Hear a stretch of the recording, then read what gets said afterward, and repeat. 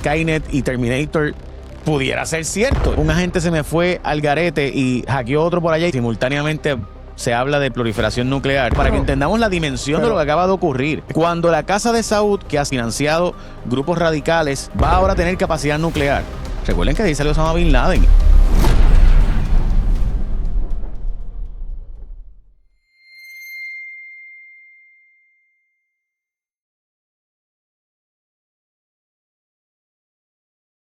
Hoy hay un nuevo orden mundial. Oficialmente, Carlos Dalmau y yo le dijimos o pusimos el nombre del nuevo orden mundial sin imaginarnos que iba a llegar a esta magnitud. Trump plantea tarifas a las farmacéuticas de hasta 200%. Tarifas a Canadá, que para nosotros es un impacto inflacionario bestial. Pero hoy hay oficialmente un nuevo orden mundial. Arabia Saudita tiene un acuerdo con Estados Unidos para enriquecer uranio y poder tener, van a decir que no, pero energía nuclear civil. Ajá, ¿quién va a decirnos que va a ser para eso y no para bombas nucleares? Todos lo sabemos, ¿verdad? ¿Y qué implica eso?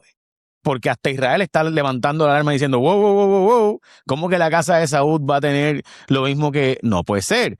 Pero hay que decir que Arabia Saudita siempre ha tenido la capacidad de hacer esto y pudo haberlo hecho. De hecho, muchas personas aseguran que el programa de Pakistán es un programa subsidiado por Arabia Saudita para fines nucleares. O sea que el programa de Pakistán, que es un poder nuclear, realmente fue pagado o subsidiado por Arabia Saudita, y eso pues es lo que siempre se ha planteado luego de que India igualmente también tenga su sistema nuclear. Recuerden que Pakistán es quien le facilita en gran medida el sistema nuclear también a los muchachos de Corea del Norte. A todas estas, recuerden que Ucrania decidió no ser un poder nuclear y entregar sus armas nucleares a la Unión Soviética, y eso provocó que ahora pues puedan ser invadidos. Así que la pregunta, Carlos Dalmau, es, en este nuevo orden mundial, y ahora voy, el mismo día que sale que un agente de AI, de ChatGPT o de OpenAI, se fue rogue por sí mismo y hackeó otra empresa de inteligencia artificial, estamos ampliando el arsenal nuclear del mundo. ¿En serio, de verdad, Skynet y Terminator pudiera ser cierto? Y esto suena, yo sé, súper fantasioso, pero el hecho de que en el mundo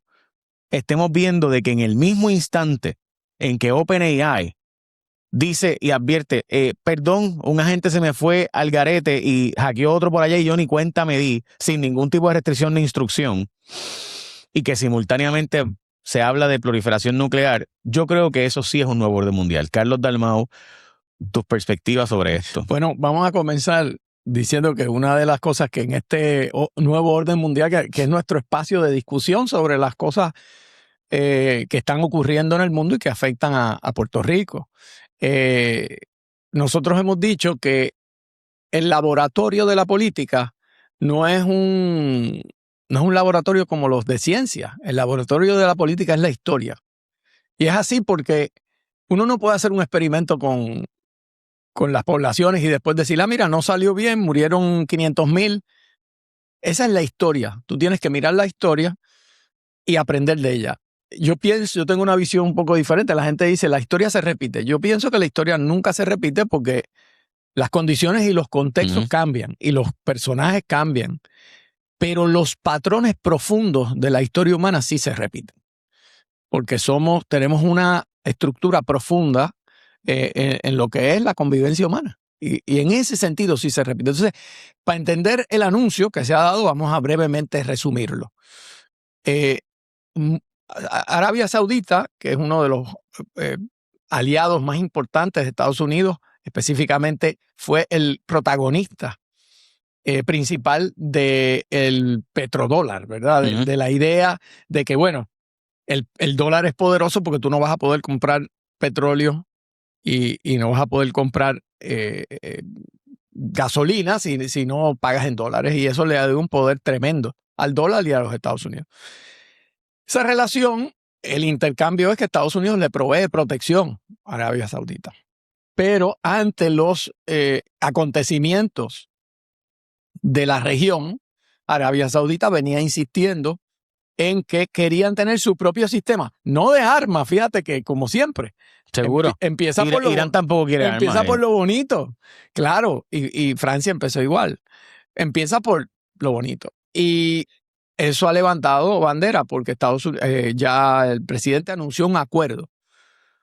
Para comprender dónde está ese acuerdo, lo vamos a discutir ahorita.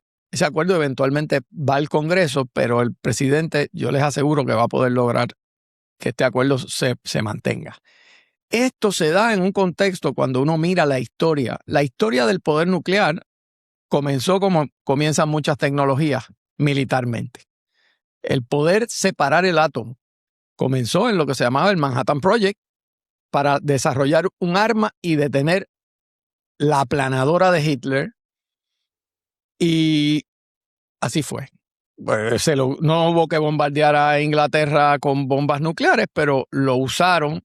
El presidente Truman aprobó el uso de una bomba nuclear en Hiroshima y Nagasaki en 1945. Eso creó inmediatamente lo que se llama la era atómica. Por primera vez en la historia humana, el ser humano tenía un arma que podía destruir la humanidad. O sea, antes se pensaba que la humanidad solo se acababa si venía el apocalipsis anticipado por la Biblia, o venía un Armagedón pensado por otras culturas. Pero de pronto tenemos una tecnología que puede destruir el planeta y destruir la humanidad. Y eso cambió todo. Para mitigar esto, el presidente Eisenhower en 1953 desarrolló una campaña que era mitad propaganda y mitad real, pero mucha propaganda, que se llamaba Átomos para la Paz, Atoms for Peace.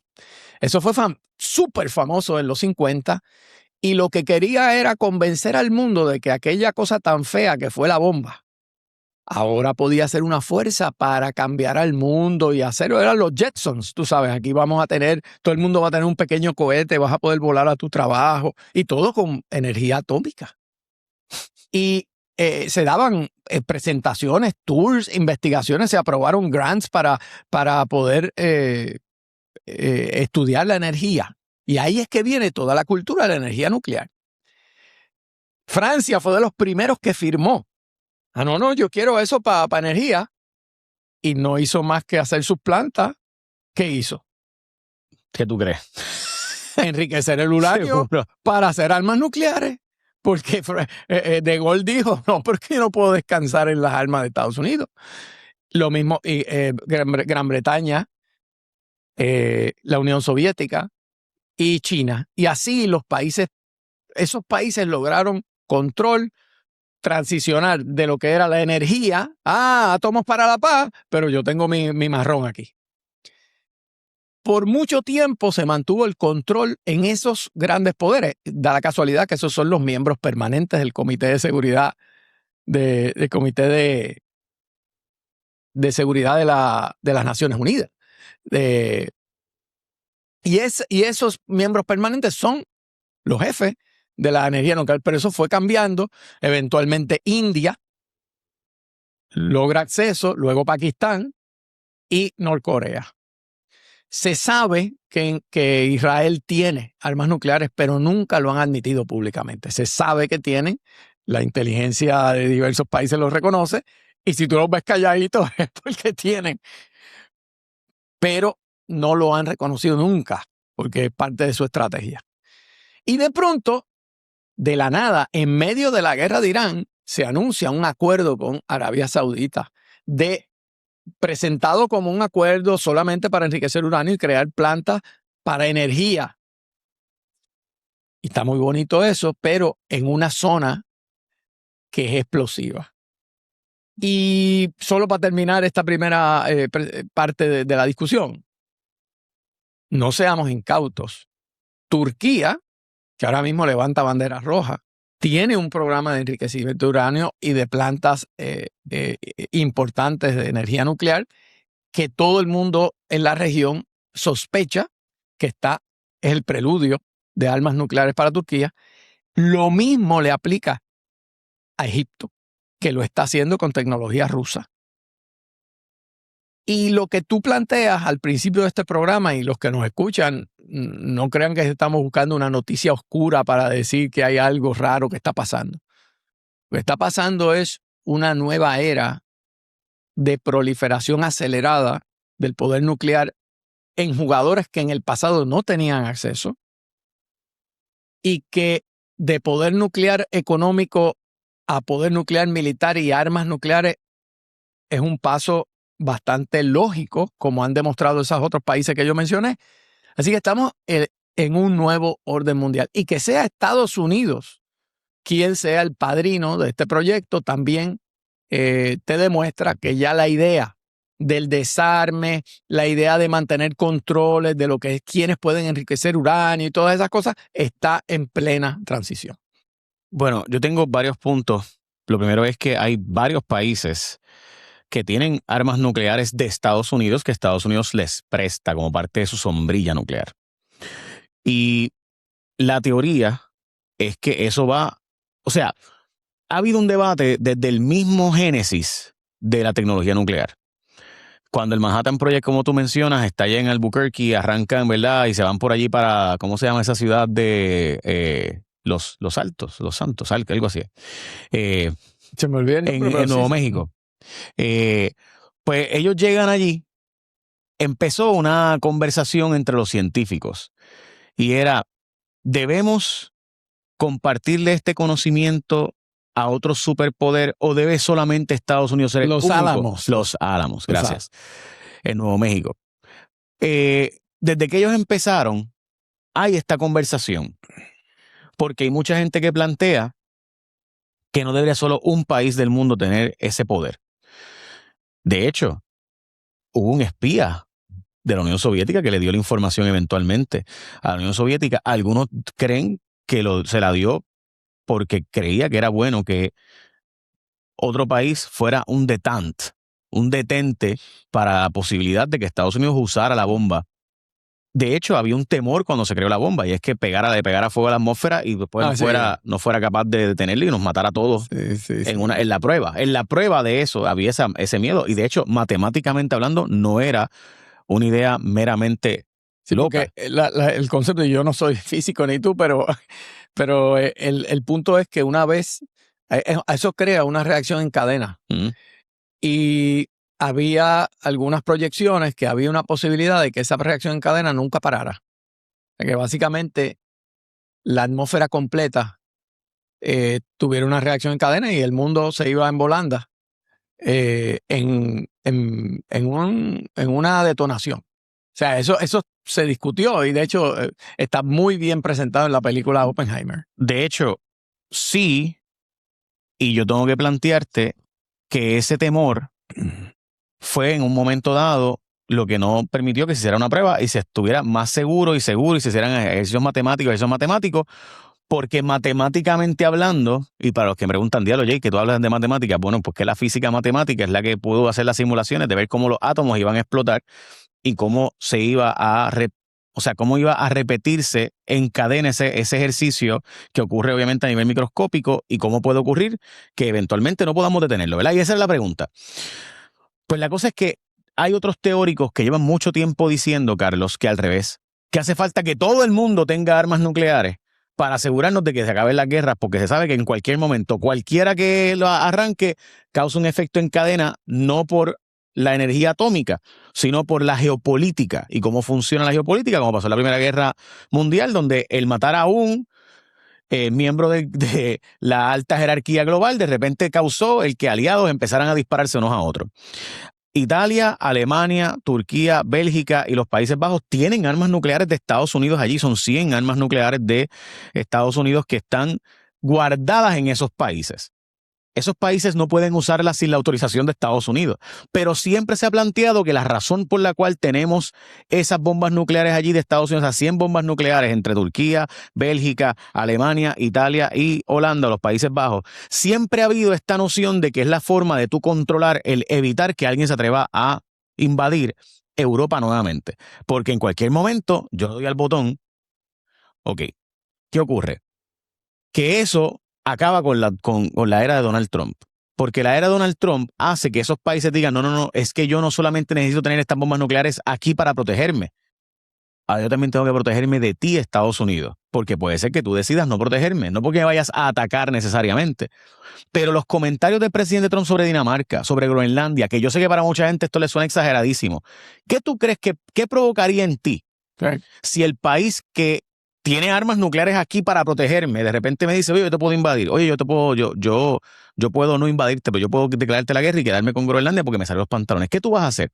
Pues tienes que buscar protegerte. Y esos comentarios de Donald Trump, yo estoy 100% seguro. Dinamarca tiene la capacidad tecnológica y técnica de poder hacer armas nucleares. Quizás no tienen el enriquecimiento de uranio, pero lo compran. Sí, chavos tienen. Chavos hay. Sí. O sea, la Unión Europea tiene la capacidad. Noruega tiene chavos. Correcto. Noruega mismo acaba de básicamente plantear que ellos quieren ser parte de la hombrera nuclear de Francia. Sí. O sea, para los que no saben, ¿verdad? Hombrera nuclear es yo voy a protegerte con mis armas nucleares como parte de un tratado. En caso de que ocurra algo, de que Rusia se atreva a invadir a Noruega, Francia protegería a Noruega con sus armas nucleares. Esa es la teoría. Yo no estoy tan seguro de que tú puedas creerle a Francia de que va a usar armas nucleares contra Rusia si ocurre que invaden Noruega. Sí. Así que, ¿qué va a hacer Noruega? Pues hacer sus propias bombas nucleares también. Sí. Así que vamos nosotros, digo, eso es lo que, ¿verdad? Esa es la teoría. Por tanto, siempre se ha evitado el que siga la proliferación al punto de que el club nuclear ha sido bien celoso en evitar que otros, y pone inspectores alrededor del mundo, en gran medida precisamente para evitar que el resto del mundo tenga esta proliferación. Y hoy tenemos un jugador nuevo que no es cualquier jugador. Es el país del wahabismo radical islámico. Entendamos lo que eso significa. O sea, el país que nació en gran medida con el control del dinero, pero que para controlar las masas, Saud lo que ha hecho es que ha permitido que los radicales del Corán se adueñen de la religión interna. Recuerden que es la Meca y Medina está allí, o sea, la cuna del Islam. La cuna del concepto de la religión mahometana está allí, es Meca, es Medina. Y planteo todo esto no para meterle el miedo a la gente, sino para que entendamos la dimensión de lo que acaba de ocurrir.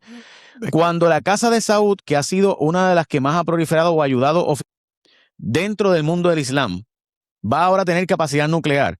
Recuerden que ahí salió Osama Bin Laden y no estoy planteando esto como algo que me guste ni nada, estoy planteando para que entendamos lo que acaba de pasar. Es un evento histórico que marca un hito donde no solamente Arabia Saudita, ¿qué va a hacer Qatar? Los Emiratos Árabes Unidos ahora mismo están no en una guerra, pero están en una confrontación con Arabia Saudita por diferencias que están teniendo al punto de que salió de la OPEP.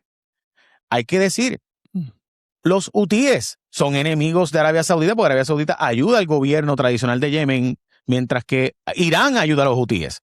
Planteo todo esto porque estamos creando en un caldo de cultivo donde está el estrecho de Hormuz cerrado por Estados Unidos e Irán. Los hutíes acaban de cerrar, para fines prácticos, Bab el-Mandeb, y por tanto Egipto tiene problemas en el canal de Suez porque si no pasan los barcos por ahí, no pagan el canal de Suez y por tanto Egipto se queda sin recursos económicos. Todo eso está ocurriendo a la vez. Esto es un nuevo orden mundial y tiene unas implicaciones muy serias que además algunas de ellas ni siquiera sabemos el impacto que van a tener porque no sabemos cómo OpenAI, los muchachos de Palantir, ChatGPT, Anthropic, empiecen a funcionar esos agentes que ellos mismos dicen que no saben cómo funcionan. Jay, lo que dices tiene raíces en cosas que han pasado en toda la zona del Medio Oriente. Por ejemplo, haz la siguiente proyección hipotética. En el momento en que Irán, por décadas, fue un gran aliado de los Estados Unidos, que lo fue, con el régimen del Shah de Irán, y era una monarquía que era pro-occidental, pro-americana. Piensa que en ese momento Nixon hubiese dicho, le vamos a dar la capacidad de desarrollar tecnologías que van a terminar en tener armas nucleares. Y de pronto hay una revolución islámica, tumban al Shah y se monta el Ayatollah Khomeini, que es anti-Estados Unidos, anti-Israel. No, o sea, quizás no lo vemos hoy, pero con los cambios del mundo, estos cambios ocurren. La Unión Soviética cayó completamente. Y pudo haber un orden que se desarrolló ahí, pero igual se pudo haber fragmentado y armas nucleares pudieron haber caído en jugadores mucho menos estructurados que el Estado ruso, que por más que la gente entiende que Putin es la encarnación del mal, que no está lejos, pero es un Estado que controla eso. Es un Estado que lo controla. No es lo mismo que lo tenga ICE y que lo tenga ISIS y que lo tenga el otro. Eso no es lo mismo, porque esas personas, hay movimientos islámicos documentados, nada de esto son cosas de la baqueta, cuyo objetivo es destruir el mundo occidental porque entienden que es la encarnación del pecado, y la lectura que le dan al Corán es que la destrucción del infiel es necesaria para que florezca la religión musulmana. Y Carlos, hay que decir, y aquí tengo ¿verdad? Lo que llaman el famoso club nuclear, y quién tiene la bomba y quién tiene energía. Y por qué del 1945 al 2026 es clave. En 1945 Estados Unidos. La Unión Soviética, su primer experimento es 1949. Después el Reino Unido en el 52. Después, para energía nuclear, la Unión Soviética, que es una de las plantas más importantes del mundo, de las más grandes, ¿verdad? Importantes, antiguas del mundo, que de hecho recuerden que aquí hubo una experimentación con esto en la zona de Rincón, y ahí están los países que empiezan con energía. Francia, como tú mencionaste, empezó con energía nuclear en el 59. Un año después ya tenía la bomba. Añito. Un año después. Un añito. O sea, eso no es chiste ni exagerado. Vean que como Canadá en el 62 tiene energía nuclear, Japón en el 63. ¿Alguien piensa que Japón no tiene la capacidad de convertir esa energía en bomba? Por favor. Mira, ¿cuál es el caso de India, que también comienza con energía nuclear en el 69? 5 años después tenía la bomba. Tenía la bomba. Correcto. O sea, estás dando porque es que es demasiado tentador. Tú ya tienes la tecnología, tienes las plantas funcionando, tienes la capacidad de enriquecer uranio, y de pronto tú sientes, pero es que ¿por qué no voy a tener armas nucleares para tener el poder? Entonces, ese es el patrón, y cuando tú tienes ahora una serie de países con proyección avanzada de tener plantas nucleares que no la tenían, y que son países con historias complicadas como Turquía, como Egipto y ahora Arabia Saudita. Es un momento nuevo que sea Estados Unidos específicamente Trump. Y uno de los peligros de esto es que Trump, y esto lo hemos discutido cuando hemos discutido a Trump en esta trompología que nosotros tenemos, Trump ve las cosas muy a corto plazo y a su conveniencia en el momento. Si tú a Trump le haces un argumento que va a pasar en 10 años, él dice, en 10 años yo quizás no estoy aquí, o sea, qué sé yo, es ahora. Yo voy a vender el hotel ahora, yo voy a vender este apartamento en el Trump Plaza ahora. Él es un individuo cuyo sistema es ahora. Entonces, este tipo de análisis del control de armas hay que mirarlo a largo plazo. De hecho, te voy a poner un ejemplo. En la Segunda Guerra Mundial, cuando el Manhattan Project se desarrolla, ese fue uno de los proyectos más caros, porque tú sabes lo que fue movilizar el material para hacer eso, y todos esos científicos hicieron una ciudad en Los Álamos. Hicieron básicamente una ciudad.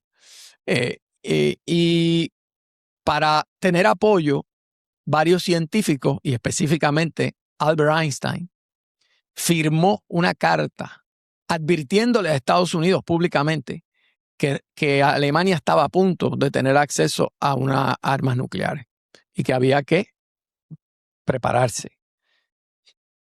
Luego se confirma que Alemania no estuvo cerca, porque Heisenberg, que era uno de los expertos en esto, estaba confundido y tenía un elemento de agua, y pues, luego se ha demostrado que Alemania no estaba cerca, que eso se exageró precisamente para que Estados Unidos pudiera tener esta arma. Bueno, hay gente que plantea que Heisenberg no quería necesariamente crearla. Bueno, tú dices que a propósito, era tan brillante que a propósito. Que a propósito dijo, yo no quiero darle este nivel de poder a Hitler. Y entonces hizo cositas que no. Bueno, pero lo que sea, luego... Bueno, no importa, pero lo cierto es que sí. Luego Einstein, en sus memorias, dice que ese fue uno de los grandes errores de su vida y que ojalá puedan perdonarlo. O sea, un tipo con esa capacidad intelectual, pero también con un sentido de la moral, reconoció que se dejó llevar por el momento, para forzar la creación de un arma que una vez el ser humano la tiene, ya no la puedes no tener. O sea, ya una vez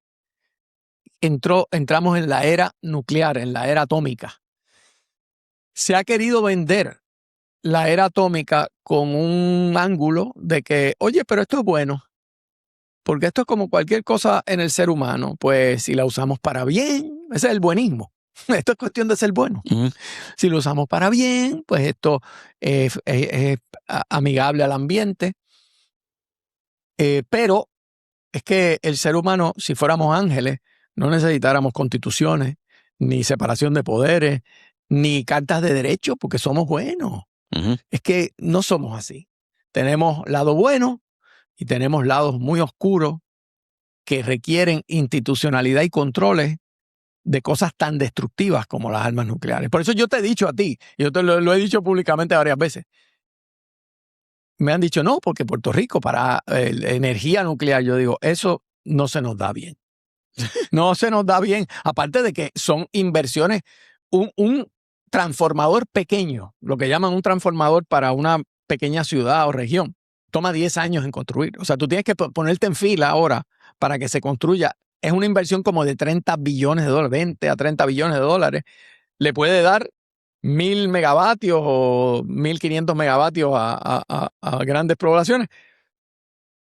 Pero si tú no puedes tener un tubo de agua funcionando, vamos a ser honestos con nosotros mismos, porque si no nos engañamos y hacemos cuentos y hacemos discursos bonitos como tú pusiste con musiquita. No, no, no. No podemos tener un tubo de cemento con agua pasando que funcione. No podemos tener eso. Sí, hay cosas que están above your pay grade. O sea, está above the pay grade de un país que se ha dejado venir a menos en sus capacidades gubernamentales, en sus capacidades técnicas. Le ha perdido el respeto a la excelencia, porque hay, en ciertos temas, hay personas que tienen excelencia y gente que no sabe nada. Pero se ha perdido el respeto porque es que si eres amigo mío o trabajaste en la campaña, entonces te doy el puesto aunque no sepas nada de lo que estás haciendo.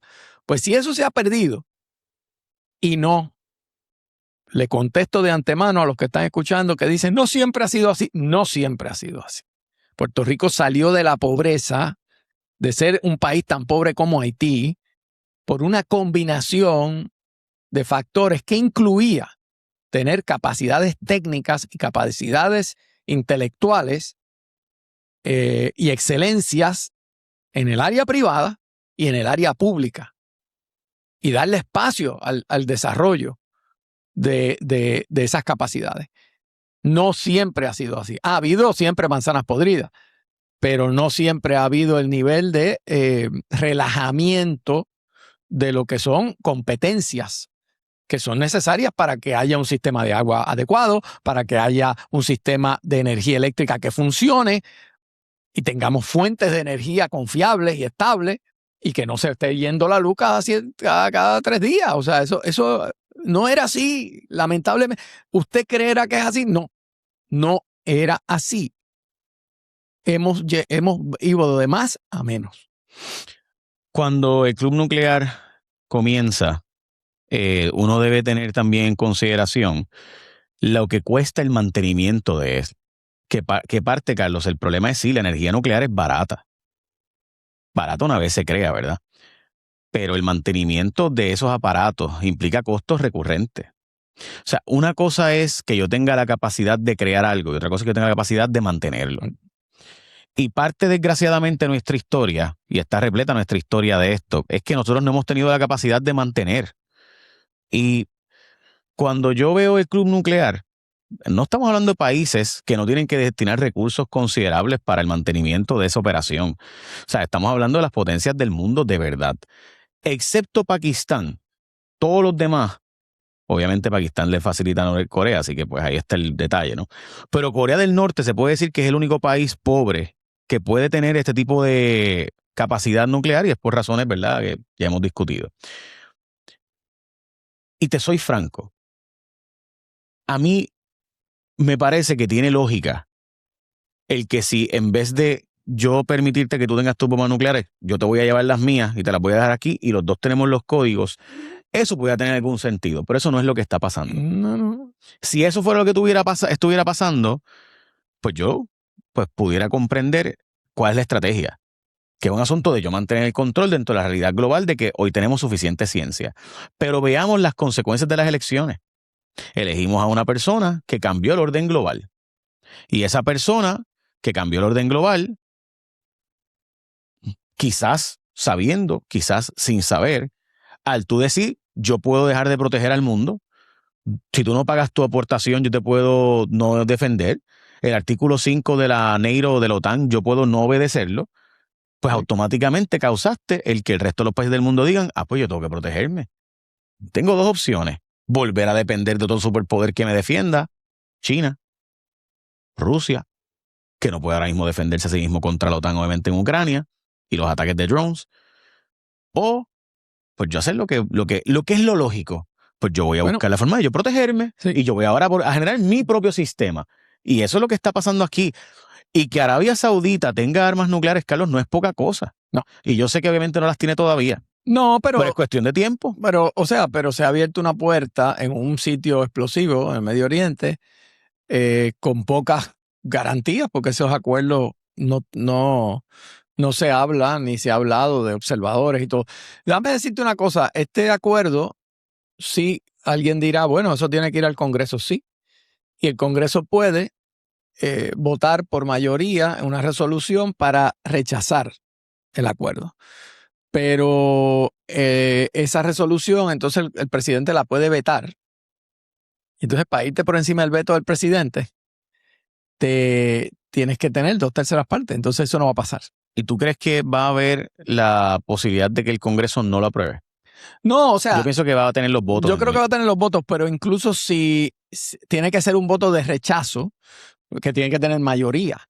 No necesita aprobación, necesita una rechazo por mayoría. Y aún así, si lo rechazan, el presidente veta, porque se requeriría la firma del presidente para tener fuerza de ley y el presidente lo vetaría. Y entonces, para irte por encima del veto del presidente, pues necesitas 2/3 partes y no va a ocurrir. Entonces,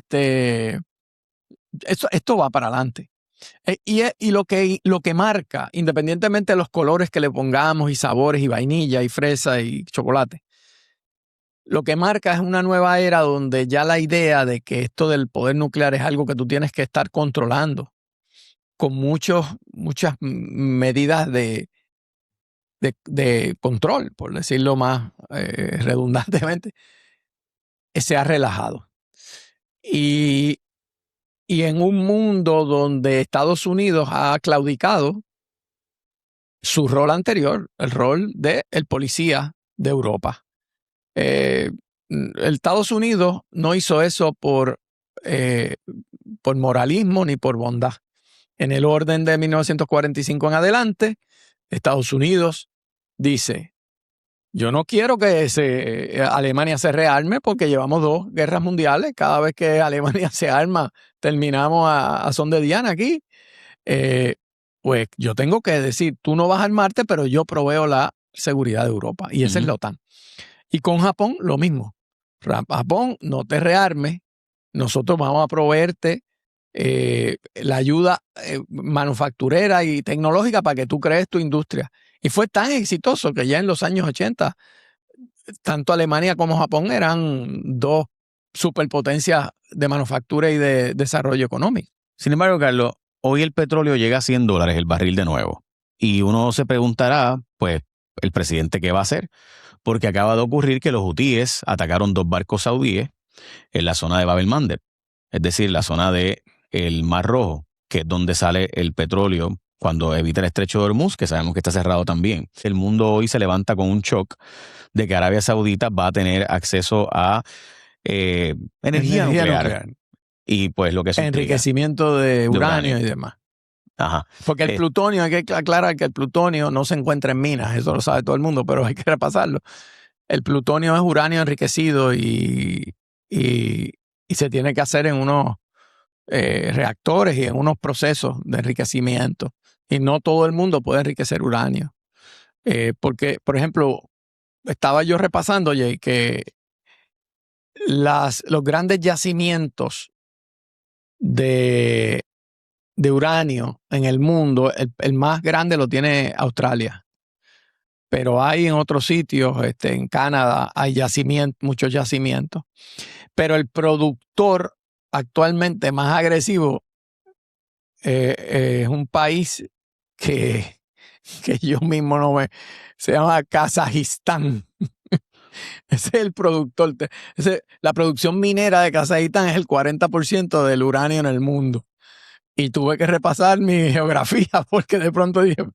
Pues lo que eran los países de la antigua Unión Soviética. Claro. Canadá tiene el 15% y así de la producción actual. Pero entre esos países, Kazajistán, Uzbekistán y Rusia tienen más del 50%. O sea, lo que era la Unión Soviética tenía más del 50% de la producción de uranio minera en el mundo. Si tú te das cuenta, está tanto como el petróleo pasa igual. Pues eso es la realidad geográfica y del planeta Tierra. No hay petróleo en todos lados y no hay uranio en todos lados.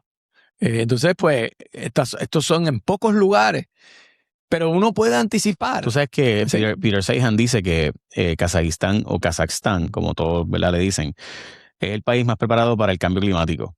Después podemos explicarle por qué, pero tiene una explicación. Y nosotros pensamos que eso es un sitio que yo creo que si lo pones encima del mapa de Europa, coge casi 3/4 partes de Europa. Es gigante. Es gigante. Y la gente oye eso como un sitio que está por allí en una esquina, ¿no? Tiene el 40% de la producción del uranio en el mundo.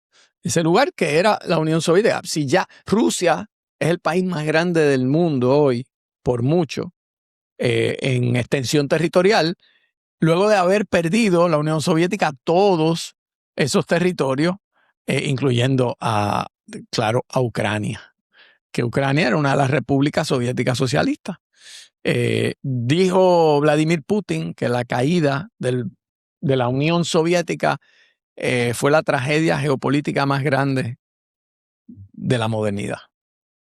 Eso entiende Putin porque tienes un imperio multinacional con todos estos recursos y de pronto pues ese desmoronamiento pues fue parte de lo que él quiere es revivir la gloria. Y cuando miras el mapa del mundo desde el punto de vista de los recursos, desde el punto de vista de dónde radica el poder, te das cuenta que nos estamos moviendo en un mundo multipolar. O sea, ya la idea de la hegemonía absoluta o de Estados Unidos, en este caso de la Unión Soviética que cayó, ya no estamos ahí. Estamos en un mundo que se está moviendo hacia polos de poder, no multipolar en el sentido de que tú tengas un país y tú estás en la mesa. Si usamos la metáfora más cruda, hay unos adultos que son los que se sientan en la mesa. Están los superpoderes, que son los que deciden el menú, el restaurante, la mesa. Y hay unos países débiles que están en el kiddie table allá en otro lado del restaurante que le dan las sobritas y no se pueden quejar mucho. Es crudo lo que estoy diciendo, pero ciertamente el orden mundial donde por el mero hecho de que tú eras un país soberano, aunque fueras Jamaica, y tú ibas a la ONU y presentabas resoluciones y te escuchaban, pues sí, puedes presentar lo que tú quieras, pero no nadie te va a hacer caso. De hecho, la ONU como organización está totalmente socavada en su capacidad, en su autoridad. O sea, las Naciones Unidas hoy día es un caparazón, un lugar donde va la gente, burocrático, pero sin el apoyo y el respeto de los Estados Unidos y de Rusia y de China, no tiene nada que ver. De hecho, hay quienes plantean que ya las Naciones Unidas, de hecho, Trump creó una organización por el lado que no ha funcionado del todo, pero no ha funcionado, pero es un mensaje. Pero es un mensaje de que las Naciones Unidas ya, que están hasta en Nueva York. Carlos, mira, vamos a explicar algo, porque yo creo que no hemos dado la explicación bien hecha de lo que realmente acaba de ocurrir. Los amigos de Estados Unidos tenían una lealtad, por así decirlo, de yo te voy a dar los reactores, pero no el ciclo de enriquecimiento. Eso es muy importante. Y esa es la parte importante. O sea, yo te puedo dar acceso a energía nuclear, pero no vas a tener acceso. Yo te la monto. Yo te monto el aparato. Te doy la fabriquita. Sí. Bueno, es lo que tiene Rusia. O sea, Rusia Irán tiene energía nuclear en Bushehr, pero es Rusia le llevó allí un sistema nuclear, tú tienes tu reactor y qué sé yo, y yo lo velo. Tú no vas a tener el control. Tú no vas a enriquecer tu uranio. Yo te lo monto. Yo te monto el aparato, yo te monto la planta. Aquí está la planta. Estados Unidos tiene un gold standard y es, yo te monto el reactor, aquí está chévere, te doy mantenimiento y todo, pero el enriquecimiento es mío. El ciclo de enriquecimiento no lo puedes tener tú. Eso se acabó. Ahora, como premio de lealtad, te estoy dando acceso al ciclo de enriquecimiento. Eso es un cambio del paradigma de 50 años. Que a cambio de tu lealtad yo te voy a dar acceso al enriquecimiento de uranio, eso nunca había pasado. Y me parece que hay que explicarlo y entender la dimensión de todo lo que eso representa en este orden global, porque, de nuevo, ¿lealtad a quién? ¿A Estados Unidos o a Trump? Y esa pregunta... Y lealtad de los que están hoy. Porque como hemos visto, los imperios caen, los países cambian. Es lo que tú decías del Shah. Es lo que yo decía. O sea, tú hiciste un trato con la Unión Soviética, cayó la Unión Soviética. Ah, no, mira, Yeltsin me garantiza. Yeltsin se fue y vino Putin. O sea, y Carlos, hay que decir algo. En el caso de Arabia Saudita, y yo no quiero, es que yo no quiero, porque no quiero que se piense que esto es odio a Trump, ni que es Trump Deranged Syndrome, o piense lo que usted quiera, ¿verdad? Pero Arabia Saudita tiene un historial de abusos de derechos civiles, de matar a un periodista de Estados Unidos, o sea, de coger a Khashoggi y limpiarse y hacer ver como que no lo mataron nada. Todo eso se sabe en la embajada en Turquía, o sea, todo lo que pasó. Y MBS específicamente, el actual jefe de gobierno allí, el regente que está, ¿verdad?, en la práctica como jefe de mando, está allí y le estamos dando, sin ser de la OTAN, el ciclo de enriquecimiento, F-35, chips de NVIDIA y ahora enriquecimiento nuclear. ¿Entendemos lo que eso significa? O sea, usted me está entendiendo lo que significa que usted le ha dado acceso a la tecnología más avanzada del mundo con los chips de NVIDIA, más enriquecimiento nuclear, más acceso a los F-35, Arabia Saudita. Digo, y hay otro dato. Vamos a decir, una cosa son los... Mientras estás en guerra con Irán, porque Irán no puede tener nada de esto, pero Arabia Saudita, que es su enemigo, vecino, le das acceso a todo ese aparato de la tecnología más avanzada del mundo, con los microchips de NVIDIA, con la inteligencia artificial, con el camino nuclear, con F-35. Pues eso no es poca cosa. No, y lo que te iba a decir, vamos a ver que eso es una monarquía, ¿verdad? Allí, básicamente, el jefe es el rey, es un rey, pero no nos olvidemos que de allí salió Osama Bin Laden. O sea, quizás la figura más radical del mundo islámico y más terrorista, con efectos tan atroces como la destrucción de las Torres Gemelas y el cambio del sistema de seguridad nacional de Estados Unidos total. Acuérdense que es a partir de septiembre 11, de ese ataque, que todos los sistemas de inteligencia empiezan a romper todo lo que era una tradición de cierto grado de respeto a la intimidad. Eso es todo lo que saca Snowden.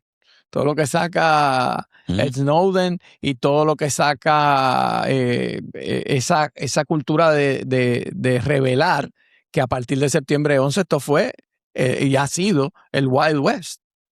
Pues volviendo, si Osama Bin Laden puede salir como un hijo de uno de las personas cercanas a la monarquía que ayudaba en proyectos de infraestructura, y de pronto este individuo educado en Occidente decide usar todas sus capacidades para una empresa como esa, no es totalmente descabellado que un día la casa saudí deje de ser un sitio amigable a los Estados Unidos y pueda haber un cambio de régimen. O sea, no es descabellado.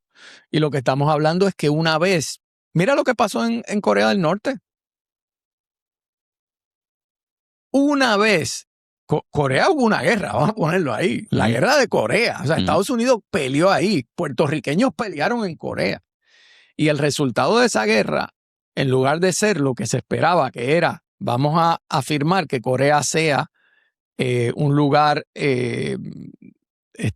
prooccidental, hubo que dividirla.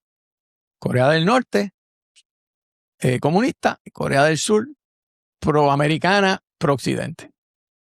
Y nadie iba a pensar que eso es por decirlo, vamos a decirlo crudo, esos loquitos de Corea del Norte, que lloran cuando ven al líder. De pronto, ese señor iba a tener acceso a armas nucleares y tiene armas nucleares y tienes que bregar con él. Que después Trump, muy típico de Trump, al principio lo ridiculiza y le dice Rocket Man, y después dice que es su mejor amigo y que en las cartas. Tú sabes que, Carlos, antes de que sigas por ahí, se declararon amor. Hubo, de acuerdo, perdón, interrumpiera.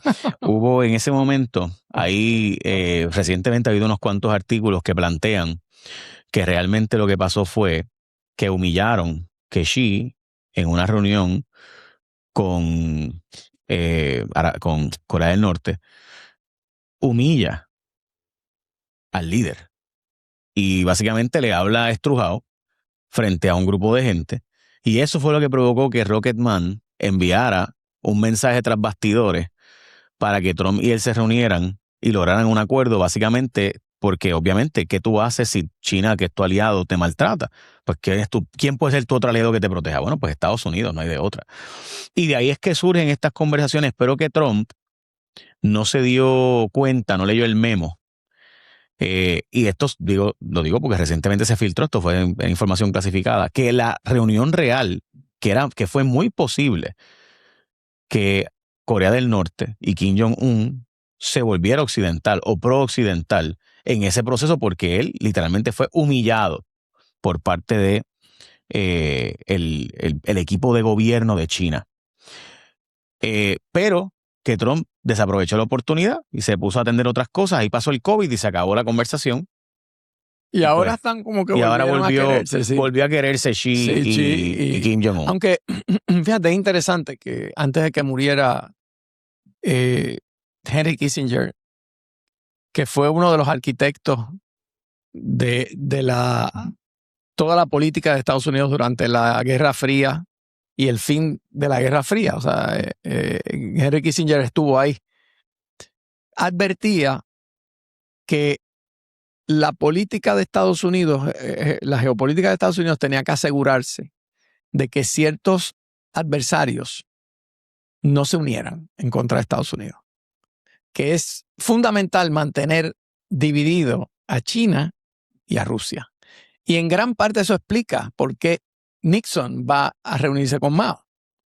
Y por qué luego de Mao hay toda una tendencia de la apertura de China que terminó en que China se convirtió en una superpotencia, supo capitalizar, aprendiendo de lo que le pasó a la Unión Soviética. Ellos aprendieron algo de la Unión Soviética. Lo económico no es apertura, usa el modelo global de globalización, pero planifica tu economía.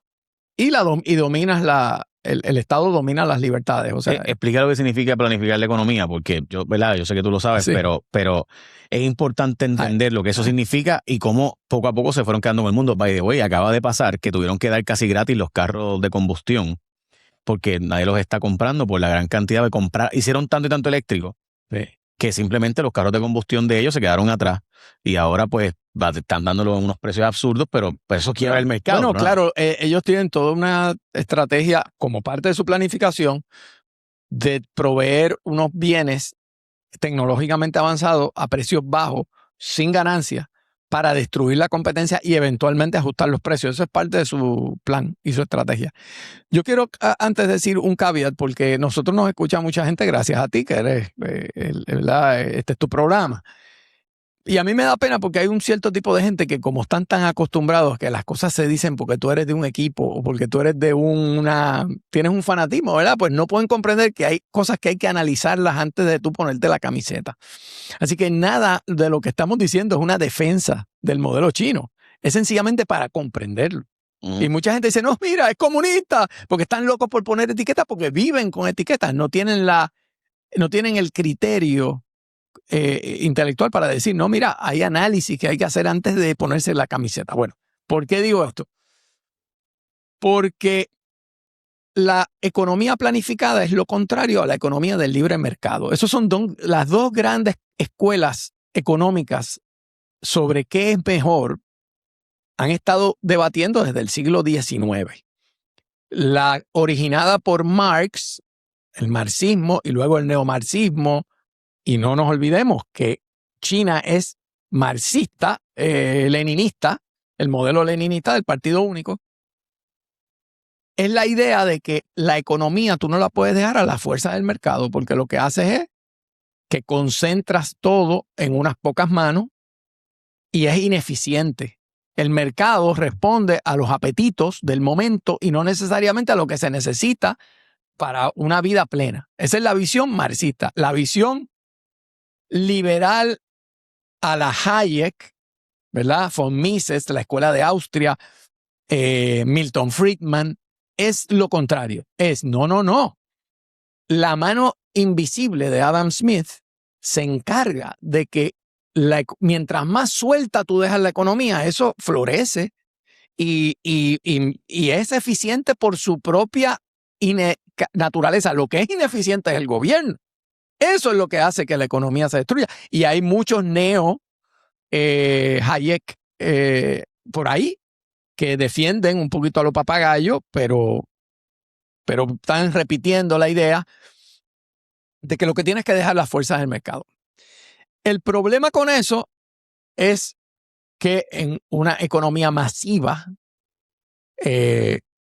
globalizada, Estados Unidos hizo eso, lo jugó mejor que nadie, pero eso provocó que no era tan eficiente que Estados Unidos tuviera una fuerza manufacturera robusta. Era mejor que offshoring, hacerlo fuera, hacerlo en Taiwán y tener fábricas en México y tener fábricas en Irlanda. Es más eficiente. Pero en términos del poderío, cuando se cierra la cosa, cuando hay una pandemia, entonces tú no tienes esa capacidad. Y China aprendió eso. Y China sí planifica su economía. De hecho, China tiene una economía planificada que hace planes de 10 años y planes de 25 años. O sea, hace unos planes de medio plazo, de corto plazo, de largo plazo. Y tiene un plan que se publicó en el 2015, y en el 2025 anunciaron que los 12 puntos objetivos del plan se alcanzaron y se superaron. ¿Qué país puede decir eso? Casi ninguno. Ninguno. O sea, todos los países pueden prometer y los políticos prometen, pero en China, efectivamente, la medición de los materiales raros, minerales raros, de todas las manufacturas, todas las cosas, lo han logrado. Tienen un problema demográfico. Bueno, el jury still out sobre eso, porque eso es una lectura muy occidental del problema chino. Tienen un problema demográfico y es probable que lo tengan, pero para China, eso es como decir que el problema que tú tienes, Jay, es que es difícil usar una comparación, pero es como decir que pobre Jay que no se puede comprar el Tesla nuevo. Es como, es un super rich advanced society problem. Los chinos dicen, mira, en 30 años sacamos 800 millones de personas de la pobreza. Y tú me estás diciendo que ahora mi problema es que voy a tener un viejito. Pues vamos a ver porque vamos a tener robots. En el Partido Comunista Chino ellos no ven eso, pero los occidentales, y específicamente en Estados Unidos, hay una escuela que es meter miedo con que, no, ellos se van a debilitar. Y hay gente que dice, no te duermas de ese lado. Yo no creo que debemos dormirnos de ningún lado. Dicho eso, sí creo que la demografía está invicta. Obviamente los robots pueden cambiar eso, ¿verdad? Pero hasta el día de hoy la demografía está invicta porque, por ejemplo, le pasó a Japón. Japón tenía la tecnología más avanzada del mundo y parecía que iba a comer los dulces de Estados Unidos, y en los 80 la demografía se lo comió. Y fueron 2 generaciones. En el caso de China es una generación. O sea, claro, pero déjame hacerte un poquito de contradicción aquí. Se lo comió como potencia mundial. Pero Tokio sigue siendo una de las 5 ciudades más habitables del mundo. Sí, pero obviamente estamos hablando de la perspectiva no orden mundial. Por eso espérate, en cuanto a calidad de vida. Por eso, fíjate, porque los chinos, fíjate que lo que quiero decir en términos de poderío mundial, pero los chinos, cuando tú miras las 3 las 3 condiciones que China le puso a Trump para el viaje son las mismas que ellos aplican internamente. China tiene que evitar la intervención de Occidente en su política interior. Y ellos pelean eso porque eso viene desde todo lo que fue la explotación de China del siglo XIX, las guerras del opio, en las cuales los ingleses le querían vender opio a China y cuando empezaron los chinos a oponerse, le metieron una guerra porque querían vender opio en China. Y luego Rusia invade a China y las atrocidades que hizo Japón. Bueno, Rusia y Japón invade a China. Yep. Y las atrocidades que hizo Japón, que están documentadas, que mataban chinos como si fueran perros. Todo eso lo vivió China. Y lo tienen muy claro. 2, la cultura china. O sea, China protege su cultura a la vez que la mentalidad del Partido Comunista Chino es leninista. Lenin es quien le enseña a los comunistas y a los partidos socialistas, a los países socialistas como la Unión Soviética, que la única manera en que se puede adelantar la historia. Dice, Marx decía que la historia tiene su propio tren. Pero Lenin dice, pero tú puedes acelerar eso. Y lo puedes acelerar con una vanguardia representada en un partido único. Por eso, la idea de Lenin es, no funciona el socialismo si no hay partido único. Cuando la gente ignorante históricamente, le dice a Mamdani, comunista, no tienen ni la menor idea de lo que están hablando. Mamdani es un capitalista de corazón blandito, con cierta regulación agresiva del Estado. Probablemente menos de lo que hubiera hecho Franklin Delano Roosevelt. Y hoy día eso es un comunista. Pero eso es un uso quizás político porque crea un efecto, pero para tú ser un comunista a toda regla, pues tiene que ser partido único, suspensión de libertad de primera enmienda. Eso no lo puede hacer en Estados Unidos. Así que esas distinciones es bueno hacerle. Como digo, no es defendiendo a nadie, pero antes de ponerse la camiseta, gente, entérese un poco. Bueno, o sea, yo también, mi perspectiva es, China tiene una particularidad y yo creo que hay que entender eso. Ellos crearon su muralla y en su muralla básicamente dijeron, yo estoy superior a todo el mundo, lo cual en un momento dado probablemente lo eran. El mundo entero, recuerden, la economía más grande del mundo por mucho tiempo fue China. El concepto de la ruta de la seda y regresar al Belt Road Initiative o la iniciativa de regreso, ¿verdad?, lo que era el mundo de la seda, de la ruta de la seda, no es casualidad. O sea, estamos hablando de un país que se ve a sí mismo como un país grande y en efecto lo han sido. El problema es que tuvieron lo que tú sabes y lo hablaste ahorita, ¿verdad? La famosa guerra del opio, la primera, que fue del Imperio Británico, la segunda, que fue el Imperio Británico con el francés, dicho sea de paso, en conjunto. Después viene Japón y las atrocidades que sabemos que tú mencionaste. Después vino Japón con la conquista de Manchuria. Que de hecho, todo el mundo piensa, o la gente que piensa, ¿verdad?, de la Segunda Guerra Mundial, plantea que ahí, junto con Hitler, ese fue el comienzo de este proceso de la Segunda Guerra Mundial, ¿verdad? La conquista de Manchuria por parte de Japón en China. Eso estuvo. Y la forma bestial en que lo hicieron. O sea, no, la historia está escrita, pero nosotros no la estudiamos del todo, pero las atrocidades japonesas están documentadas. Mataron a millones de personas. Y además de eso, las agresiones sexuales con las mujeres que eran bestiales y las hacían públicas, básicamente. Y era, o sea... Eso casi deja chiquito el holocausto nazi, con la única diferencia que se hace es que nadie pensaba que un país tan adelantado intelectualmente como Alemania pudiera caer en eso. Y todavía se veía que aunque Japón, pues sí, había tenido un progreso, pero no había tenido... a Kant y a Hegel, pero como un país que tiene el desarrollo de Alemania, que era el país industrial más desarrollado y además el más intelectual y el de más universidades, cae en el holocausto. Pues ese fue el shock, pero los japoneses no se le quedaron atrás en Manchuria. Para nada. Y la historia, nada, podríamos leerla ahí y demás, pero no voy a entrar en eso porque sería muy largo. Pero sí quería plantear el que todo eso que vivió China, que lo vivió, que es un dato, cuando llega la revolución cultural, matan 800 millones más, ¿verdad? Huyen a Taiwán los sobrevivientes de la dinastía. Se forma Taiwán. Hoy, como todo en la vida, Carlos, el péndulo se fue demasiado para el otro lado. Ahora China abusa de los vecinos, no de la forma en la que abusaban o abusaron de ellos. Por si acaso, el mundo ha cambiado.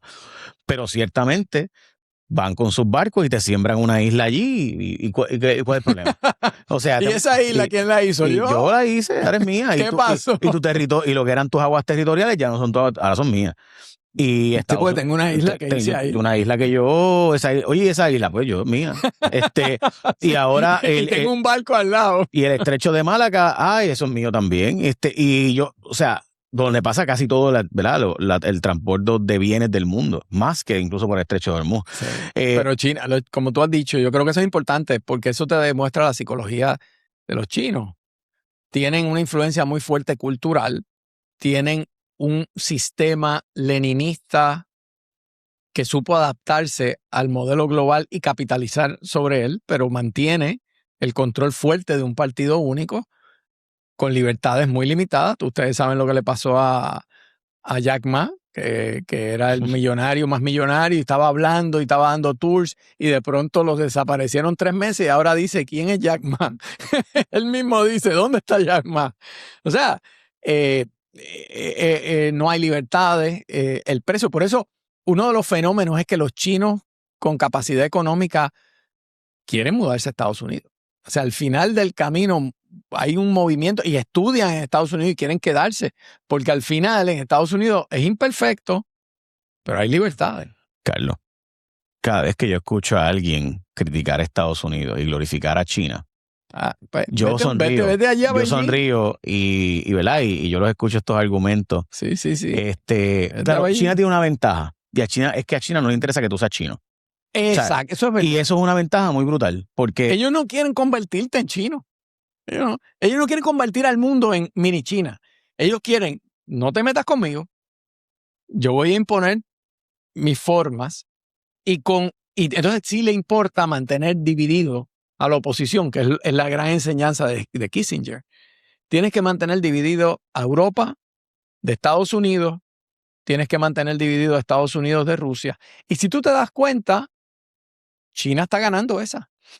China está ganando esa. Cada vez que Trump insulta a Europa y dice, esta gente no, China le dice, pero ven conmigo, que conmigo se puede. Pero Carlos, el gran ganador de la guerra de Irán es China. Sin tirar un tiro. Sin un solo disparo. Porque tú has logrado que todo el resto del mundo sepa que Estados Unidos en efecto puede bombardearte en cualquier momento, puede dejar de defenderte, porque hay que decir, o sea, no solamente la guerra de Irán, con el preludio de los comentarios sobre Dinamarca, de la realidad de Canadá, los argumentos de Groenlandia, todos estos asuntos que han ocurrido, ¿verdad? El invadir a Venezuela, el quedarte con Cuba y bloquearlo militarmente, ¿no? Todo eso, a la vez que estás bombardeando en Irán, pues ¿qué va a pasar? Que el resto del mundo va a decir, ok, ¿qué yo hago ahora? ¿Cuál es mi curso a seguir? Y mi curso a seguir no me queda de otra que si tengo un Estados Unidos impredecible, pues tengo que buscar un poder más predecible o más estable para ser mi socio, para ser mi amigo, para ser mi aliado. Y ese otro es China, no hay duda de eso en este momento porque hay una debilidad real de Rusia. Rusia no es la alternativa en este momento. Rusia no es Así que si esa es la realidad. Rusia es un jugador que lo va a seguir siendo por lo que hemos hablado. Y yo sé que también estoy en minoría ahí. Hay 2 aspectos de Putin que hay que mantener. Uno, la visión largo plazo, la larga duración. El occidental es muy dado a que empiece una guerra y cómo se acaba rápido. A mí había gente que decía, pero mira, este hombre está loco, esto se va a acabar rápido, ¿no? Pero él no calculó el aguante, porque por más que sea larga duración, el aguante de Ucrania ha sido monumental. Pero lo otro es que tiene armas nucleares. Eso siempre lo hemos dicho, que puesto contra la pared una persona como esa, donde tú empiezas a bombardearle poblaciones en Moscú y en áreas demasiado peligroso. Es muy peligroso. Yo pienso que es jugar con fuego. De acuerdo, Carlos, y planteo lo siguiente. ¿Por qué China gana? Primero, China dijo, yo no tengo la capacidad petrolera Así que yo tengo que crear mi petróleo. ¿Y cuál es el petróleo de China? La energía solar. Y ellos se encargaron, como parte de su economía planificada, de generar cantidades absurdas de paneles y placas solares y materiales, minerales raros para poder controlar esa otra fuente de combustible que ellos lo vean como el futuro. Y ahora controlan básicamente el suplido global de energía verde. La energía verde corre por China. Y cuando hay inestabilidad en Irán, y hay inestabilidad en Arabia Saudita, y hay la situación petrolera en el resto del Medio Oriente, pues ¿qué entonces te queda? Pues no te queda de otra que acudir a la energía que controla China. Eso es para empezar. Los carros chinos son también ahora solares, no solares, ¿verdad? Son de energía de baterías que dependen en gran medida de China. Esa es una.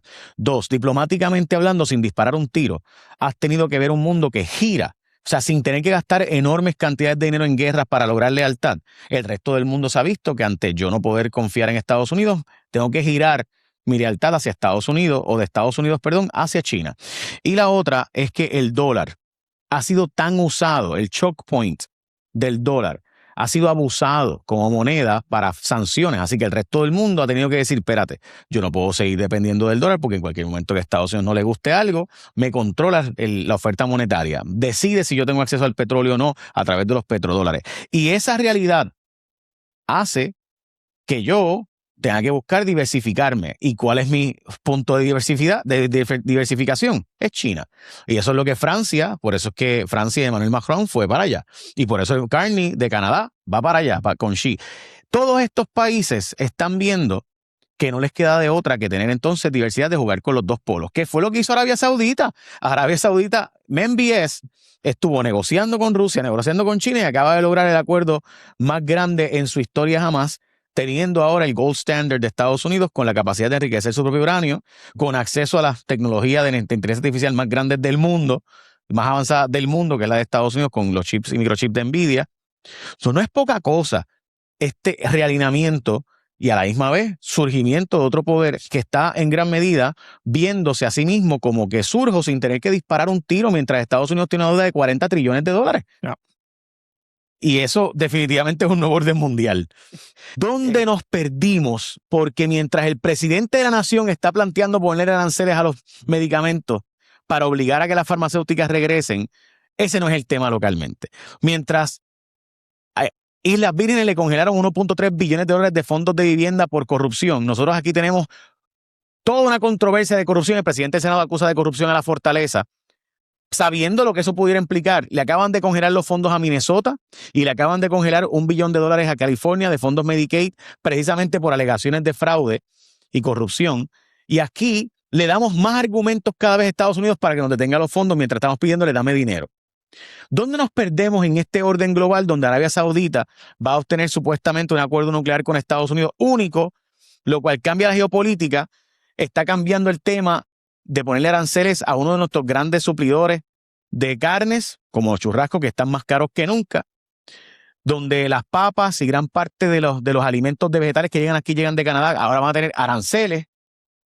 Y aquí el tema, desgraciadamente, es un caso que demuestra, primero, nuestra capacidad limitada de acción y de atención, donde todo lo que el país está viendo ahora mismo es el caso de Elbia y el asesinato de Gabriela Nicole. Oye, importante, no hay duda, y nosotros lo tocaremos por la importancia que tiene, pero sin duda tiene que haber espacio para una conversación de lo que está pasando en el planeta y cómo nos va a afectar a nosotros directamente y cómo, desgraciadamente, las denuncias cada vez más de alegada corrupción no traen una propuesta de resolver el problema, que para mí la única es que el Departamento de Justicia sea electo, o el FEI sea electo por el pueblo de Puerto Rico, porque no puede ser que los políticos escojan a quienes los van a fiscalizar a ellos. O sea, literalmente, quien único puede meter preso a los políticos de Puerto Rico es alguien que los políticos escogen y ponen en la posición de dirigir esa oficina. Makes sense. ¿Por qué nos cuesta tanto enfocarnos mientras está pasando todo esto, que literalmente va a decir el futuro, y ni hablar de la deuda de energía eléctrica? No podemos lograr ni que Power Expectations arranque y ponga las plantas aquí, y por tanto no hay suficiente energía. Tenemos un grupo de gente diciendo que hay que apagar la planta de AES porque encontraron carbón y cenizas de carbón, ¿verdad?, en las tomas de agua. Y yo digo, sí, probablemente. ¿Y cuál es la alternativa? O sea, ¿qué nos pasó? ¿Dónde nos perdimos, Carlos? Es una pregunta amplia, pero vamos a disectarla. te voy a empezar a contestar con una breve anécdota. Ayer fui a visitar a mi mamá Norma en Cagua, por la tarde, y cuando las noticias pusieron el update del caso este que tú mencionas, ella me dijo, papá, déjame a silencio que quiero ver. O sea, ella, ¿Qué es lo que está ¿qué es lo que está pasando aquí? O sea, para ella no estaba mirando nada más que qué estaba pasando allí. Yo, para poner eso en perspectiva, la tragedia de cualquier individuo, de una persona, tiende a capturar toda la atención de un pueblo porque somos seres humanos y psicológicamente nos identificamos. El libro más vendido sobre la Segunda Guerra Mundial y el episodio de la persecución nazi no son los libros de historia que detallan todo lo que pasó. Es los diarios de Ana Frank. ¿Por qué? Porque es la historia de una niña que se ocultó sus sueños, su mirada inocente ante un mundo duro, hasta que pues, no pudo escribir más porque la mataron también. Entonces, uno puede entender que para un puertorriqueño o una puertorriqueña, una familia, mi mamá en este caso, pues ella no puede resolver el acuerdo y se siente lejana de lo que está pasando, el acuerdo de Saudi Arabia y el poder nuclear, pero puede identificar, porque ella tiene hija, yo tengo hermana, lo que es el ser humano, lo que es la violencia, y eso pues yo creo que ha capturado. Ahora, donde tú creo que pones el dedo en la llaga es que no puede detener las conversaciones que sí tenemos que tener como país ante un nuevo orden mundial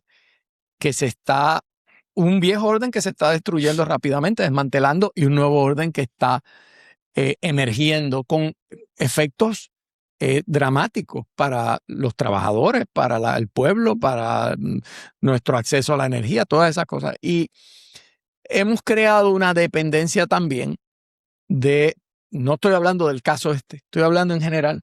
Hemos creado una dependencia del entretenimiento. O sea, tú te das cuenta que todo el mundo en una sala de espera, tú no ves a nadie de pronto esperando. No, siempre tienes que estar mirando o un videíto.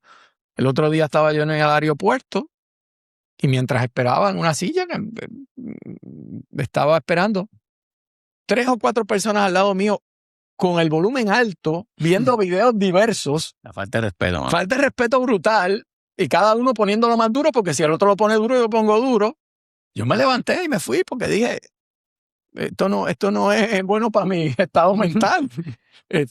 Así que sí, yo creo que hay que hacer un esfuerzo muy grande y estamos contra la corriente.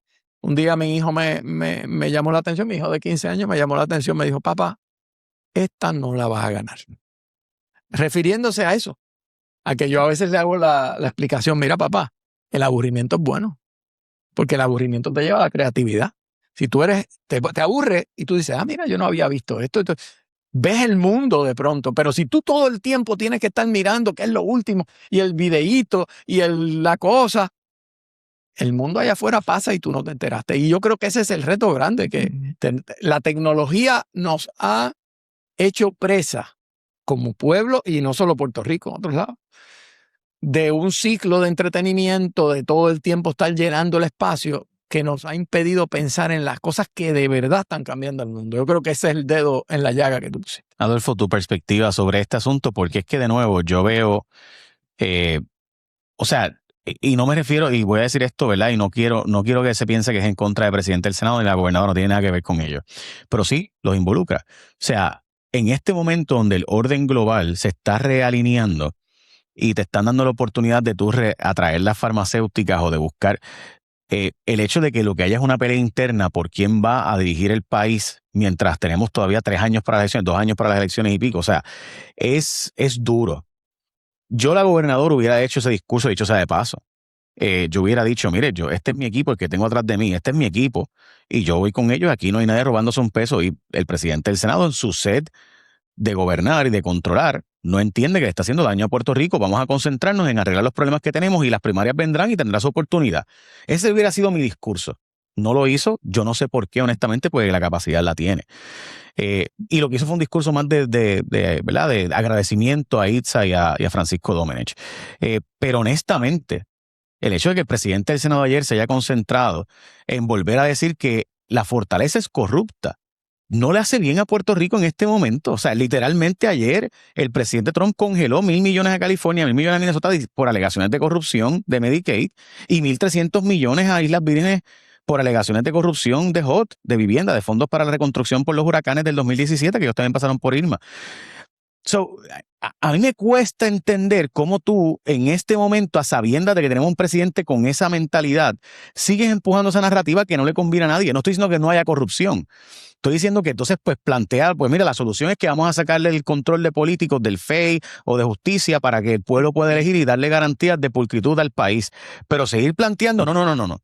Itza García y Itza García y Francisco Domínguez no están saliendo porque la gobernadora entiende que están desviando la atención mediática por la controversia que hay. Están saliendo por corruptos y por antiéticos. ¡Wow! O sea, yo entiendo el punto de él, pero cuidado que puedes terminar creando un problema mucho mayor, que entonces sí es verdad que no haya solución a los problemas básicos del país. Mira, Mafalda decía que lo urgente nos quita lo importante. Lo urgente para el presidente del Senado es su candidatura, así que no tiene tiempo para pensar necesariamente en lo importante porque él necesita ocupar un espacio por las ambiciones políticas y ambiciones políticas tiene todo su derecho a hacerlo. Y mira, todo eso que está pasando en el planeta del nuevo orden mundial, que todos los que nos están escuchando deben ver eso en YouTube, porque son muy buenos. Te tengo que decir que yo creo que los puertorriqueños se sienten totalmente desconectados de eso por decisión, porque la política ya se ha convertido en algo en que ya la gente da por hecho de que primero que los políticos son corruptos, ya lo da por hecho. Y ya da por hecho de que aquí pues la política, fíjate, tanto así que todos los años lo que nosotros nos ufábamos antes, la participación electoral cada vez es más pequeña, más corta, más gente se queda en su casa porque ya no tiene expectativa ni esperanza. Pues entonces, ante eso, y como dice Carlos, la gente cambió la preocupación por el entretenimiento porque entonces llevo la vida entera preocupándome por cómo era. Mira, acuérdate de cómo eran las muertes de los políticos antes. Y cómo era que el féretro se llevaba entre cientos y cientos de personas y el político se convertía en una figura importante en la sociedad. Ya eso no lo hay. Ya esa oportunidad de que la gente se sienta orgulloso de lo que era esa clase política no existe. Por la misma culpa de los mismos políticos que existen, ¿verdad? Que tenemos al día de hoy. Y entonces Antonieshka se convierte en la novela de las 7 en términos de lo que sería el entretenimiento del día. Eso que menciona Carlos, pues también nos enajena a tal punto de que ni siquiera nos interesa lo que le pase al del lado y por eso yo veo el video a todo el volumen que yo tenga y entonces nos estamos singularizando sin importar nada, así que no me interesa lo que pide el otro, lo que me interesa es entretenerme. Y es el mundo tiktokero, es el mundo donde lo que sucede en el mundo entero se sientan en su mesa y dicen, pues, yo no tengo nada que hacer ahí, de eso... si me preocupo, pues ¿para qué voy a sacarme una úlcera con eso? Pues yo no tengo nada que hacer con eso, pues me entretengo y es el entretenimiento cuando lo quiero, a la hora que lo quiero, como lo quiera. Y ese cambio de paradigma donde ahora nosotros tenemos la oportunidad de saber precisamente que en nuestros espacios donde no tenemos que estar dedicándonos a lo que nos dedicamos todos los días como profesión y empezar o querer educarnos y aprender porque sí, porque quiero aprender, ya eso no existe. Esos espacios no existen porque tú decidiste, incluso lo que tú piensas sobre los asuntos políticos de Puerto Rico y sobre los problemas de Puerto Rico, ya incluso están delegados en personas. Y tú piensas y tú quieres escuchar entonces que voy a ver qué piensa Jay o qué piensa Carlos o qué piensa Adolfo sobre cualquier cosa. Y ese es mi pensamiento. Y entonces yo le delegué incluso el pensamiento crítico de lo que antes todo el mundo tenía y conversaba en las plazas públicas, que lo conversaba entre familiares. No, ahora incluso el tema familiar se discute hasta en lo que va a pasar. Te envié un reel, acuérdate, oye, ¿lo viste? ¿Viste el reel que te envié? Que está bien gracioso. Es en eso, el entretenimiento. Y por eso es que los políticos han perdido incluso seriedad ante la gente, seriedad ante el pueblo y los políticos que no ambicionan otra cosa que no sea salir reelectos, y no hay nada más importante que salir reelectos, pues poco le importa también lo que pueda pasar en el resto del planeta, porque las ambiciones personales, como igual sucede acá. Pero hubo un tiempo en que no fue así, Adolfo. Mi punto es que hubo un tiempo en que nosotros éramos parte de la conversación global. O sea, hubo un tiempo donde nosotros entendíamos que teníamos un rol. Y mi pregunta es dónde nos perdimos. ¿Verdad? Yo no sé. O sea, por ejemplo, nosotros hemos decidido abiertamente estar dependiendo de Estados Unidos. O sea, es una decisión como país que hemos tomado. Cada día más. Y, correcto, y al revés, es cada día fomentamos más eso. Y yo podía entender eso hasta que llegó Donald Trump y literalmente dijo, no te voy a enviar más fondos y voy a congelarte el dinero y y obviamente la gente dirá, Jay, pero es que no ha pasado. Bueno, ha pasado. Lo que pasa es que no nos hemos impactado porque no hemos tenido que volver a pagar la deuda. Tuvimos unos alivios, ha habido unas situaciones. Pero, Carlos, mi pregunta y mi perspectiva es... Vino María, vino los terremotos. Pandemias, que llegaron unos fondos que parece ser que no era tan malo nada. Lo de la generación de crédito no fue tan malo nada porque, mira, es que obviamente no nos damos cuenta de que tuvimos un servicio paliativo, tuvimos un hospicio y el hospicio nos dio vida y nos dio calidad de vida en lo que morimos. Pero... tuvimos estos hospicios que nos trajeron un montón de fondos. Sí, y unos alivios. No vivimos. Lo que hacemos es no morirnos. No morirnos. ¿Y qué pasa? Que no nos damos cuenta que estamos ahora mismo en la morfina. Y después vendrá de nuevo cuando se acabe el efecto. ¿O estoy equivocado, que lo estoy llevando al extremo? No, yo creo que estás señalando un problema que ha ido poniéndose peor. En la política, desde los tiempos antiguos, ha habido guerras y ha habido intrigas y ha habido en la gran República Romana, pues hubo un golpe de Estado, vino el César, luego mataron a César, o sea, siempre ha habido, pero tenemos que tener mucho cuidado de generalizar, porque entonces perdemos la capacidad de analizar. Cuando la gente dice, eso siempre ha sido así, bueno, siempre ha habido unos episodios. Pero también ha habido grandes episodios de una conciencia de lo que es manejar un Estado, lo que significa construir un país. Eso ha habido conciencia y ha habido países muy exitosos y otros que no, y hay que aprender de ello. Yo voy a usar una frase en inglés, lo mencionábamos. Yo creo que mucha gente está sleepwalking. Está como sonámbulo, caminando por la vida, entretenido, respondiendo a las crisis, respondiendo a la crisis de hoy. Si la crisis es el agua, pues la crisis de hoy es el agua. Si es mañana la luz, pues la luz. Todo el tiempo de una forma muy reactiva.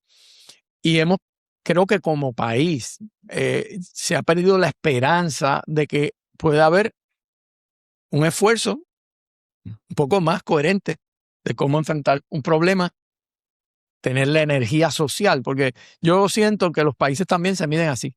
¿Tienes energía o estás en completamente pasividad? Y si tú miras el caso de China, léelo, obviamente un país sin libertades, pero hay una pujanza, una cultura de que todo es a más, porque lo han visto. Y nosotros llevamos ya mucho tiempo con unas narrativas derrotistas, de víctimas, de echarle la culpa al otro. Y quizás estamos llegando al punto donde una gente va a seguir por ahí, pero otros podríamos dar una especie de reset. Hay que vivir distinto. Hay que plantearnos las preguntas distintas y superar algunas de las cosas que nos trajeron aquí. Empezando por la idea fanática de que todo tenemos que ponerle una etiqueta. Porque es la forma de simplificar al mundo. Yo puedo comprender. No, lo que pasa es que este es tal. O sí, este es socialista y ya. Este es comunista, o socialista, o este es capitalista. By the way, Carlos, no sé si viste que New Hampshire tiene de líder en la primaria a AOC, de parte de los demócratas, y de parte de los republicanos, básicamente un empate entre Marco Rubio y J.D. Vance, que antes esa encuesta era casi 90-10 a favor de J.D. Vance. Y a nivel nacional AOC está tercera. AOC está tercera a nivel nacional. AOC va a correr. Eso te lo voy a... Esa es lo que hace Cortés, va a correr. Va a correr para la presidencia de los Estados Unidos. Eso ya te lo voy a decir. Ella va a correr. Porque con los números que tiene, sería una pérdida de una gran oportunidad. No digo que va a ganar, pero va a correr. Sería una cosa Ella va a correr. bien interesante que sea la Una- candidata demócrata de AOC y el candidato republicano que se llama Marco Rubio. No, sería Eso, bien ¿sabes cuánta interesante. gente se indignará de Pero un palo? Alexandria, además, Ocasio-Cortez puede correr en la primaria y no perder su escaño. Mm, Eso es otra cosa. Ujú. sí, cierto. Que en ese sentido, a diferencia de la ley en Puerto Rico, que tú tienes que escoger, Mm. ¿no? En Estados Unidos tú tienes un escaño, tú puedes correr y a la misma vez correr la primaria, y si no ganaste, sigo acá. En ese sentido, pues yo creo que va a correr, no hay duda alguna. Yo pensaba que iba a correr para el Senado, pero al parecer vio los números nacionales y dijo, Esos números son. Entonces, representa un grupo que ha cobrado mucha fuerza en el Partido Demócrata como una alternativa. Y va a ser muy complicado porque parte de la agenda de ella es una agenda que es el polo opuesto, no es moderación. Y quizás es que no estamos en los tiempos de la moderación. Parte del reto del Partido Demócrata es que los moderados han ido perdiendo. Los moderados cada vez tienen menos. O sea, una persona que diga yo puedo aprender de la izquierda y aprender de la derecha y lo ven como aburrido. No, yo lo que quiero es alguien que grite y que diga que el otro es mi enemigo, que tú representas. Pero eso está pasando en toda América. Sí, Mira en toda América. el que Y en escogió- Europa. en el mundo. el que escogieron ahora presidente de Colombia. El presidente de Colombia electo es ese tipo de persona que dice, pero estamos viendo cómo una candidata que en Francia no tenía ni 10% del electorado, ya va por 30 y pico % Sí. del electorado. Y en España el aumento de Vox. Vox, o sea, Marine Le Pen, o sea, es una realidad global, no es una que la realidad radicalización de local. de Esa los polos radicalización de De la hecho, política. se aprobó ayer por primera vez una ley de prioridad nacional en España, en Valencia, pero Vox quiere que sea un modelo para todo España, y es una ley que le lleva al Estado a que le dé prioridad en sus recursos y en su programa a personas con raíces extendidas por la jurisdicción. O sea, si tú llegas nuevo y incluso si eres ciudadano, pero eres nuevo y no eres de Valencia, a la fila para atrás. Entonces, el mundo está cambiando. Por eso muchas personas analizan el caso de Puerto Rico con las categorías de los años 70 y 80 de buena fe, pero todavía usan el lenguaje de un mundo que ya no existe, que está en un interregnum y que va a otro lugar. Sí, o sea, cuando tú hablas de soberanía, tú puedes hablar de soberanía cuando Cuba está sitiada, cuando Venezuela es intervenida y literalmente dirigida desde Marco Rubio, cuando Ucrania fue intervenida, o sea, cuando... Yo te lo digo de esta manera, tú puedes hablar de soberanía si tú miras el mundo como lo vio en un momento dado Singapur. Singapur es soberano y no tiene armas ni es el más poderoso, pero supo colocarse en la coyuntura entre la explosión de China y la globalización occidental. y simplificó el gobierno, porque en Singapur no hay municipios, por ejemplo. No solamente que simplificó el gobierno, sino que fue modelo para China. O sea, Singapur supo ver lo que venía y convertirse en modelo para China y a la vez ser en conducto financiero de todo lo que fue la explosión del Pacífico como un powerhouse. Entonces, yo creo que Puerto Rico requiere, y esto va a requerir, no digo yo la gente del gobierno, requiere una convocatoria amplia de los mejores cerebros y no tienen que ser de Puerto Rico, porque eso es otra cosa que a veces no.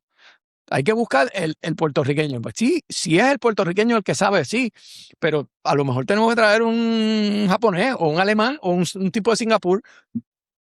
Tiene que haber una convocatoria parecida a la que se dio en Puerto Rico en los años 30 y 40, que Operación Manos a la Obra trajo economistas de India o de Estados Unidos, o de donde quiera, que tuvieran las capacidades, las competencias.